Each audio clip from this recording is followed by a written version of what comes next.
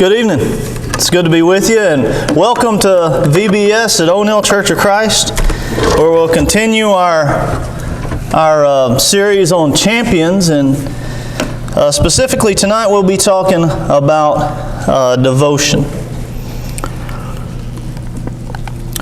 Devotion is defined in the Merriam-Webster Dictionary as the act of dedicating something to a cause, an enterprise, or an activity. Now, specifically tonight, we're going to be talking about the champion of devotion, that is Ruth.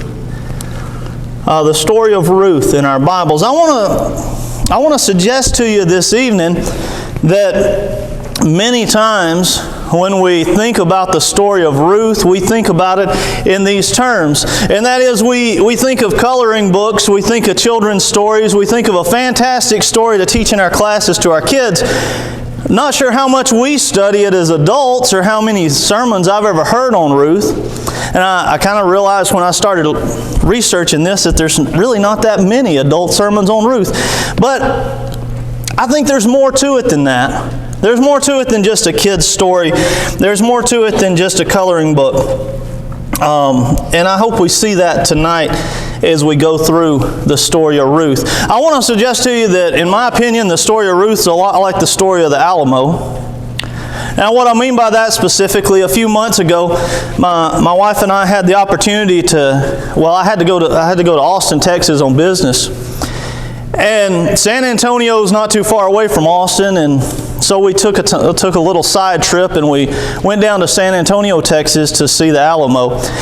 We took a guided tour when we were there at the Alamo. If you've never been and you want to go, or you like anything about history, I would highly suggest if you're down there you take a guided tour. It was the highlight of our trip to this place. And it gave us a lot of information. And one of the things that our guide said in that trip to the Alamo was he said that the Alamo is really not a part of American history. And I'm thinking, wait a minute, I've seen a John Wayne movie about it. I've read about the Alamo in U.S. history textbooks and the Republic of Texas and all that.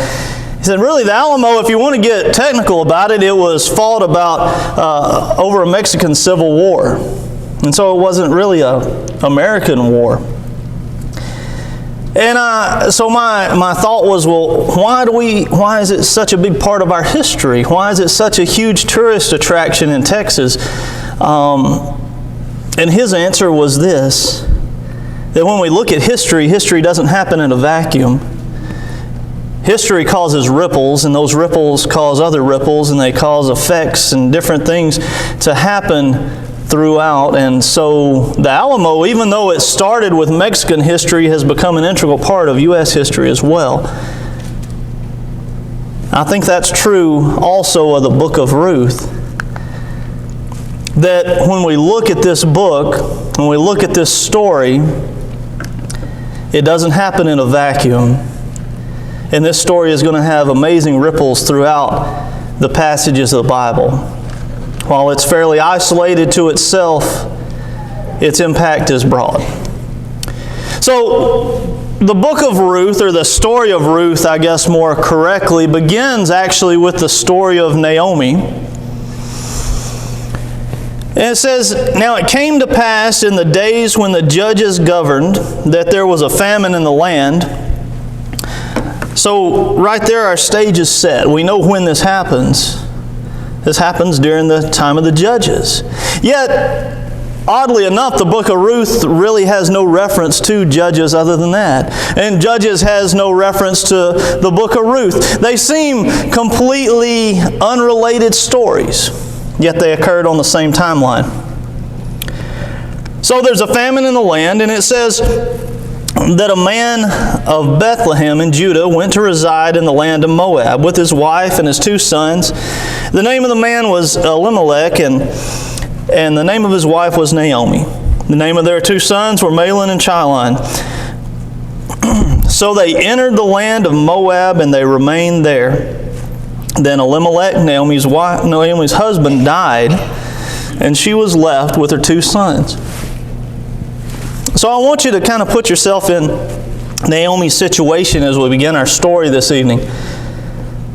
Here's a foreign lady. Her husband moves their entire family to a foreign land, right? And we know from history that the kingdom of Moab and the kingdom of Jerusalem, the kingdom of Israel, weren't the best geographical neighbors. They weren't really great friends. Numbers chapter 22 and verses 1 through 3, it says that when the children of Israel set out and camped in the plains of Moab beyond the Jordan and Jericho, that Moab saw that. And it says Moab was in great dread of the people because they were many. So they were afraid. There was tension between these two nations.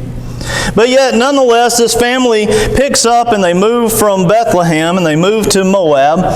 And they do that because of food, to try and find food, to try and find sustenance during this famine. No sooner had they moved there. We don't know the exact timeline of when Elimelech died, but not too long afterwards, they moved and he passes away. So his family's left there. Well, Naomi, thank goodness, she has her two sons, Mahlon and Chilion. But we're going to see that they don't last too long either. They married, and about 10 years after that, in verse 5, it says, then both Mahlon and Chilion also died, and the woman was left, that's Naomi, was left without her two sons and her husband. All she's got is her daughter-in-laws. And so that brings us to verse 8. In verse 8, Naomi decides, I'm going to go back. There's nothing left for me here in Moab, so I'm going to go back over here to Bethlehem, where I'm from. Maybe I can find somebody that'll help me out. Well, she knows that a foreign woman, a foreign widow residing in Bethlehem is not going to meet the warmest welcome, and so she tells her two daughters-in-laws to go back. In verse 8, she says, go return each of you to your mother's house. May the Lord deal kindly with you as you have dealt with the dead and with me. May the Lord grant that you may find a place of rest, each one in the house of her husband. It says, go back and find husbands for yourselves. Now, her daughters-in-law are named Orpah and Ruth. And so this is where we come into the story of Ruth. The stage is now set. The time of the judges. A dark time. A family in peril. A family in tragedy. Cut off from their neighbors. And we're told that when Naomi says to her daughters-in-law, go back home, stay at home, don't follow me to Bethlehem. It says they raised their voices, they wept, and Orpah kissed her mother-in-law, but Ruth clung to her. The story of Ruth, as we're going to see tonight, is kind of like a roller coaster. There's ups, there's downs, there's twists, there's turns, there's thrilling moments, and there's scary moments as well. But it's also like a roller coaster in that if you keep your arms and your legs inside the vehicle throughout our journey this evening, I promise we'll get to our destination in one piece. So going back to chapter 1 in verse 16. In chapter 1 and verse 16, after it says that Naomi tries to dissuade her daughters-in-law from following her, Ruth clings to her, and Ruth utters this. She says, do not plead with me to leave you or to turn back from following you. For where you go, I will go. Where you sleep, I will sleep. Your people shall be my people, your God shall be my God. Where you die, I will die. There I will be buried also. May the Lord do so to me, and worse, if anything but death separates me from you. And when she saw, that's Naomi, that she was determined to go with her, Naomi stopped speaking to her about it. What a beautiful, poetic vow of devotion that Ruth makes to her mother-in-law, completely of her own free will. And so we see our first application in the book of Ruth, and that is that sometimes you do the right thing just because it's the right thing to do. Isn't that what we see when we look in the stories of the Old Testament? When we, for example, the story of Abraham in Genesis chapter 22, verses 1 through 16, when God tells Abraham, I want you to sacrifice your son, your only son. And Abraham says, okay. I don't think Abraham wanted to. In fact, we have a lot of evidence in the Scripture that he was extremely upset by that.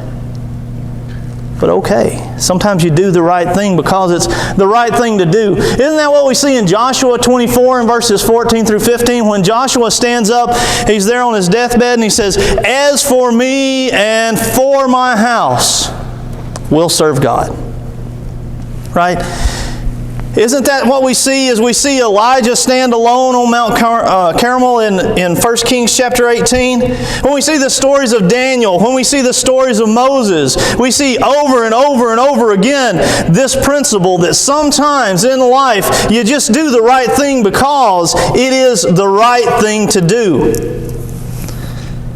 We see this in Paul's ministry. In Philippians chapter 1 and verse 21, when Paul says, what? For me to live. To live is Christ, but to die is gain.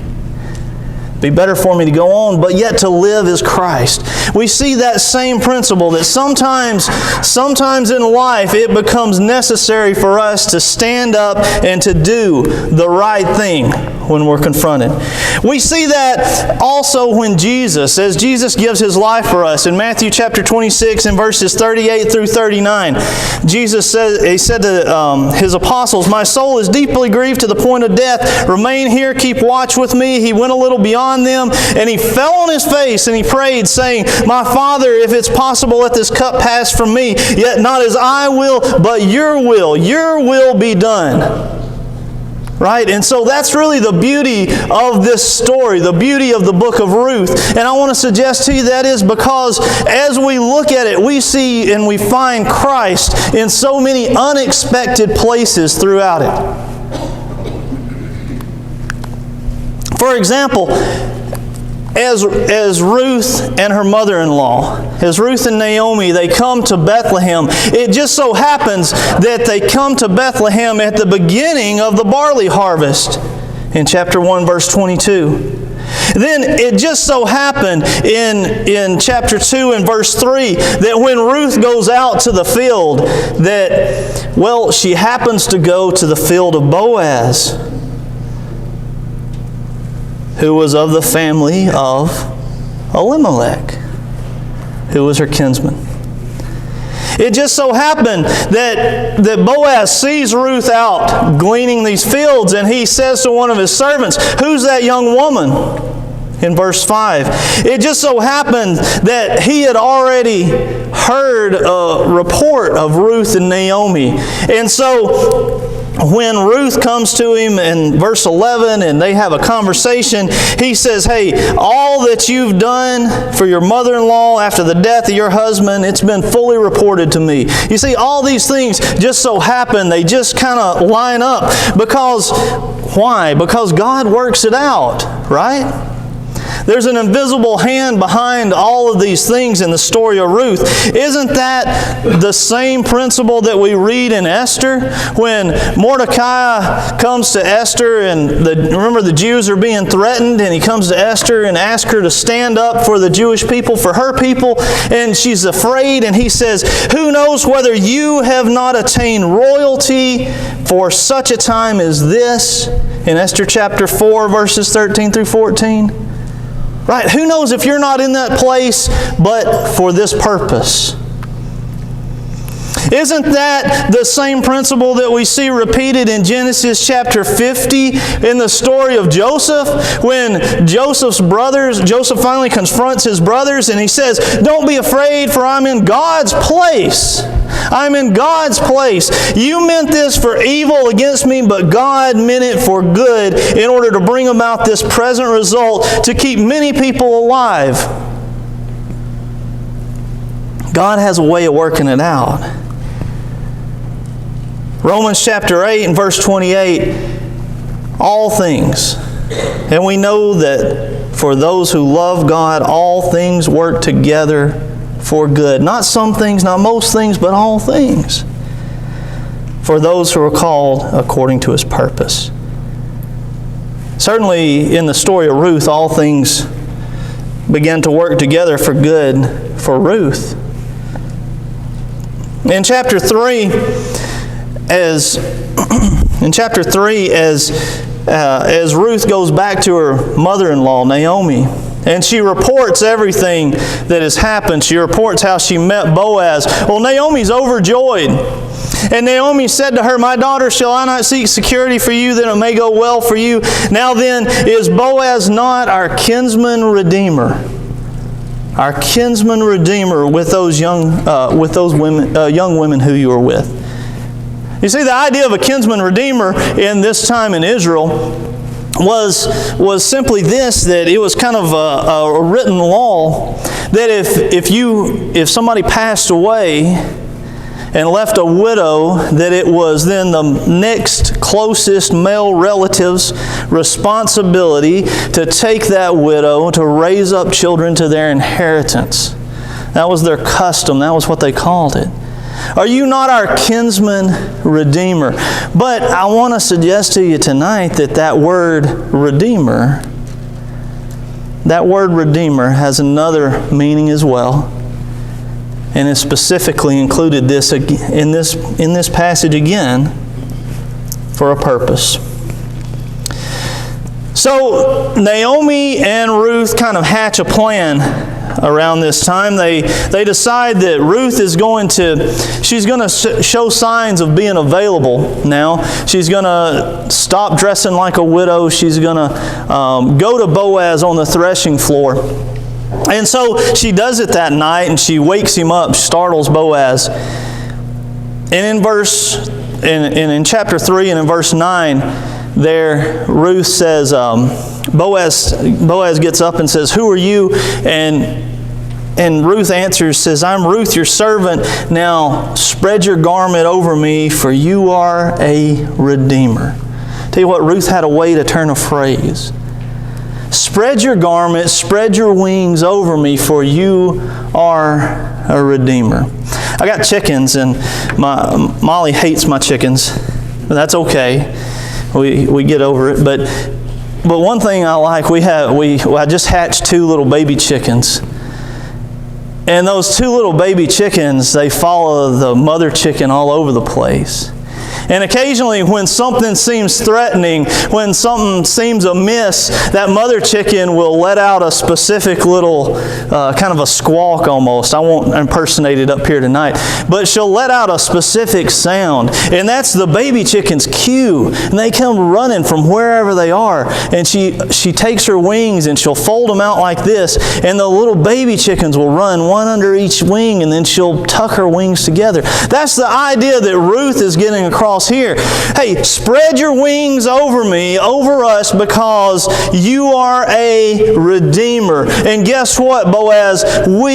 My mother-in-law and I, we are in desperate need at this moment in our lives of a redeemer. So Boaz answers her in verse 11. He says, "Hey, it's going to be okay. I'm going to do that. So now, my daughter, do not fear. I will do whatever you say, for all my people in the city know that you are a woman of excellent character." It just so happens that this is the exact same word that's used in Proverbs chapter 31 in verse 10, where the writer there says, "Who can find a virtuous or an excellent wife?" It's the same word. Everybody knows that you're this person, that you're this type of wife Ruth? Well, they know of your devotion. They know of your character. And so once again, we see the beauty of this story, and we see another application, and that is that, well, devotion is always rewarded in due time. And what does that mean? Just in time, right in time, in the nick of time, we might say. And that's when devotion is rewarded. In Romans chapter 5 in verses 6 through 9, Romans chapter 5 and verses 6 through 9, it says, "For when we were yet without strength, in what time? In due time, Christ died for the ungodly. For scarcely for a righteous man will one die, yet peradventure for a good man some would even dare to die. But God commendeth His love toward us, in that while we were yet sinners, Christ died for us. Much more then, being now justified by His blood, we shall be saved from wrath through Him." I think we read those words sometimes and we skim over them and we say, okay, yeah, I know what that means. I got it down. Do we really? Do we really? Let's look at that. For when we were yet, what? When we were without strength. In other words, when you were sinning, when you didn't know God, before you came up out of those waters of baptism, before you put on the garments of Christ, before you knew what the Bible said, before you knew the message, before you knew right from wrong, that's when Christ died. In due time, at the right time, Christ died for who? For the ungodly. That was me. That was you. When we were in need, when we were in desperate need of a Redeemer, what was Christ doing? He was dying for us. For scarcely for a righteous man will one die, yet peradventure for a good man some would even dare to die. But God showed His love toward us, that while we were undeserving, while we were sinners, while we were in desperate need of a Redeemer, Christ died for us. Much more then, being now justified by His blood, we shall be saved from wrath through Him. Once again, I said the story of Ruth is like a roller coaster. We're going to have twists and we're going to have turns, and this is one of those times when we go down a huge hill and it gets a little scary. This is right when we think happiness is within reach. The story should be finished, right? Ruth has said, Boaz, you're our Redeemer. We need a Redeemer. Boaz says, okay, you got a deal. But guess what? There's another person in the way. There's a kinsman that's closer, that's next in line before Boaz. And so in chapter 4 and in verse 4, Boaz, he gathers the city elders, he gathers that man, and he says, we're going to do it right, we're going to do it legally, we're going to make sure all of our I's are dotted and our T's are crossed. And he tells this guy, he says, I thought I would inform you, saying that Naomi here has some land, and you're right, you're next in line to buy this, to redeem this land for her. And the guy says, okay, I'll take it. I'll do it. I'll redeem the land for Naomi, my long-lost relative. In verse 5, Boaz says, wait just a minute. Just a minute. If you buy the field from the hand of Naomi, you must also marry Ruth the Moabitess, the widow of the deceased, in order to raise up the name of the deceased on his inheritance. There's our word, there's our custom. The idea of the kinsman redeemer redeeming the family and raising up children to their inheritance. We know how foreigners were looked at in Israel, right? Sometimes not too favorably. We know how foreign widows were looked at in Israel as well. We see stories. Remember the story about Samson, who took a foreign wife, and that foreign wife would become his downfall? Right? So when Boaz says to this guy, you've got to marry Ruth, and guess what? She's from Moab. The kinsman says, hey, it doesn't sound like too good a deal to me. And so he declines that offer, and he says, I'm not going to do it, but Boaz, you're next in line, so you go ahead. You have at it. So Boaz marries Ruth, and finally we're almost back to the station on our roller coaster of the story. In verse 13 it says, so Boaz took Ruth, she became his wife. He went into her, and the Lord enabled her to conceive, and she gave birth to a son. I want to highlight that one phrase here. In this story, as we end, it says, the Lord enabled Ruth to conceive. Does anybody remember, and the rhetorical question, you don't have to shout out the answer, but do you remember how long that Ruth was married before her husband passed away? We didn't cover that verse, so if you don't remember, it's okay, but it was 10 years. She was married to her husband 10 years, had no son. So could it be, maybe it is, that Ruth was barren? Well, here it says the Lord enabled her to conceive. The Lord worked, enabled her to conceive. You see, what we see over and over again in the book of Ruth is that devotion is rewarded repeatedly. We see that with Naomi as well. In verses 13 through 16 of chapter 4, it says, then the women said to Naomi, blessed is the Lord who has not left you without a redeemer today. May his name become famous in Israel. May he also be to you one who restores life and sustains your old age, for your daughter-in-law, who loves you and is better to you than 7 sons, has given birth to him. Then Naomi took the child, she laid it in her lap, she became his nurse, and the women gave him a name, saying, a son has been born to Naomi. So they named him Obed. A son's been born to Naomi, but we just read that Ruth is the one that actually had the son. Yeah, a son has been born to Naomi. Naomi has regained in some form her glory. You say, well, maybe glory is too strong a word. It's just a grandchild. Right? Well, just a grandchild. In chapter 4, verses 18 through 22, we read, as Paul Harvey would say the rest of the story, it says, these are the generations of Perez. Perez fathered Hezron. Hezron fathered Ram. Ram fathered Aminadab. And Aminadab fathered Nahshon. Nahshon fathered Salmon. Salmon fathered Boaz. Boaz fathered Obed. And Obed fathered Jesse. And Jesse fathered David. Remember, what is Christ referred to in the New Testament as from the root of David? You see, so now we see the rest of the story, that this amazing story about a young woman and her mother-in-law who had nothing but devotion for each other, had all these coincidences, thing after thing that just so happened in their lives. And right when they were in desperate need of a Redeemer,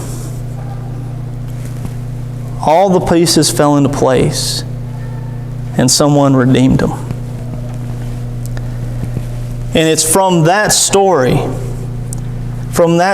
that we see the ripples take place. We see incident after incident. We see that this story didn't happen in a vacuum, and it's this amazing story of love and devotion that would lead to the lineage that would produce a Redeemer, not for only Ruth and only Naomi, but a Redeemer for all nations that would produce Christ. And so we see here that once again,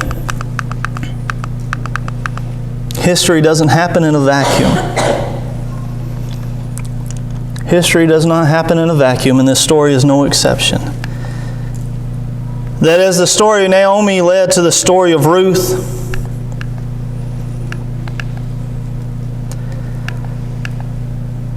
As we see coincidence after coincidence work in their favor, as we see principle after principle reinforced within this story,